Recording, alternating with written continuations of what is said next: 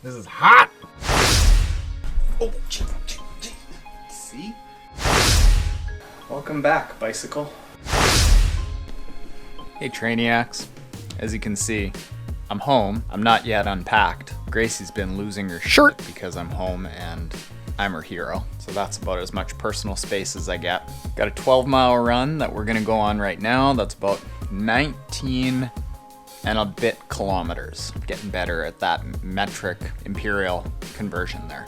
Also, as you can see, the bike isn't here. It's been at the bike shop while I was in New York. He's got it race ready for me, so I'm gonna go pick that up later today. And ITU Abu Dhabi, the men's race, finished this morning, and Javier Gomez absolutely dropped it like it's hot. So right now, I'm gonna go on the run, come back, hop in the sauna, and I'll tell you how the men's race in ITU Abu Dhabi finished, and then we're gonna go grab the bike and I'll run through how we get that bike ready. And Gracie's gonna give me no personal space for the rest of the day. Using that race. Give me a kiss. I've been big on this trick lately.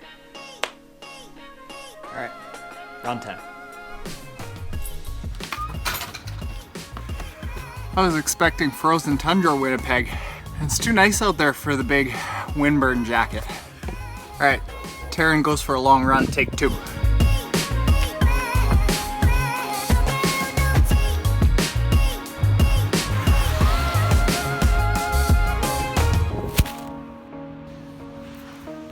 At least we got one of those angles.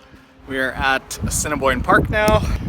At the halfway point, we're gonna pick it up a little bit now that the body's feeling better and see if we can negative split this and end somewhere around 4:35 per kilometer, which I would be elated with considering how I felt when I woke up. Snug as a bug. So that run there was 19.8 kilometers. Did it in 4:33 per kilometer, which is right on race pace. And I'm pretty pumped about that considering I didn't get to sleep last night until 2 and I didn't get home until I think the flight landed from New York at 12:30. But how about Javier Gomez making a comeback in ITU Abu Dhabi?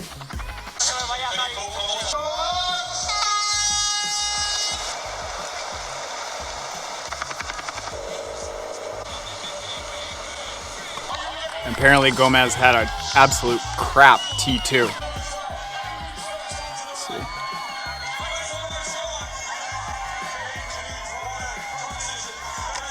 Oh yeah, that was messy. And he's running on running shoes. I tried those last year, the On Running Clouds. They're sweet.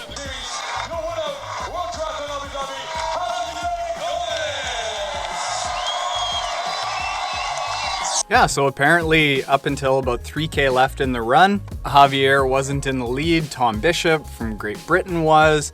Vincent Louis finished 3rd. And Javier Gomez pulled away in those last 3K and did it, which I'm so into because he's one of my favorite triathletes. I think he's the most well-rounded triathlete out there. He's won one half-ironman world championship, and then a couple weeks later, or a couple weeks before, he won the Xterra world championship. A couple weeks before that, or again, maybe it was a couple weeks after, he won the overall ITU world championship points race that one year. And to see him get injured just a little bit out from the Olympics in Rio last year, where I thought he was the favorite, that was a total bummer. So I am jazzed that he came back, won his 13th WTS race, and because he's kind of like me, where he's like short, kind of muscular, stocky, he's not really tall and lean like Jan Frodeno and Gwen Jorgensen and Brownlee brothers. I can't get on board with those skinny guys. They're not to be trusted. So good on you, Javier. All right. I'm going to continue on with the heat training for the hot weather in Mexico, and then we're going to go grab the bike and I'll run you through exactly what we did to get it race ready. This is hot! It's hot!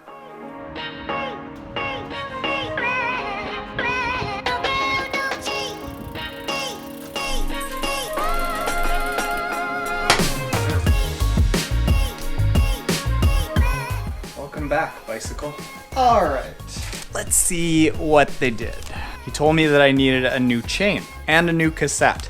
That makes sense because I still had the original chain and cassette from the bike, probably about 5 or 6 years ago. And what happens on a cassette is that it's called shark toothing. So if you look at the cassette, all of the edges of the teeth become rounded, and then a chain gets a little bit of slack. So you're smashing down the pedals a lot, but you're losing a lot of the power into the slack and the stretch of the chain, and then the cassette not grabbing that chain quite as well. There's $126. Oh, and then he reran all of the shifting lines, all of the brake lines. And why he does that is because you want your shifts to be as instant as possible. So not snapping down and then waiting for the shifting cable to pull it out or in. You, again, don't want wasted power going from the chain to the cassette not being quite in the right gear. So the quicker you can get into the right gear, the more power you're going to put into the wheel. New brake cables. That's not about going fast. That's about getting slow real fast. And then new batteries everywhere. You put new batteries into all of the sensors to have the power meter and my Garmin 520 talk to each other. And why that's important is all of the measurements that we've been doing with Pat and the training, measuring my heart rate, measuring my power, it's all to figure out how fast I should be going. And we use those to come up with a race plan for the half-ironman. And what I've been noticing is the data has been a little bit scattered. So if you start looking at whatever power meter you're using or whatever heart rate monitor you're using, and you're noticing the data, say, skipping up, jumping down, might be because you're out of batteries. So we redid all the sensors so that when we come up with our race plan, we can just say, here's the number. I can look down and monitor that number and know that it's not going to be jumping all over the place. And then James gave it full clean, lube, oil filter, everything that you need to make sure that your bike is running smoothly. Now, you don't have to go through all of that every single time you do a race. Certainly smart to clean a bike before a race, and then every few years, take it in for that big once over and replace all the parts that you need to. Clean bikes are fast bikes. And you know what? I thought that I had all my hard bike sessions all done as of last week and that I was in the taper process. I looked at my schedule yesterday and I've got a 3-hour workout that I wasn't expecting while I'm jet lagged.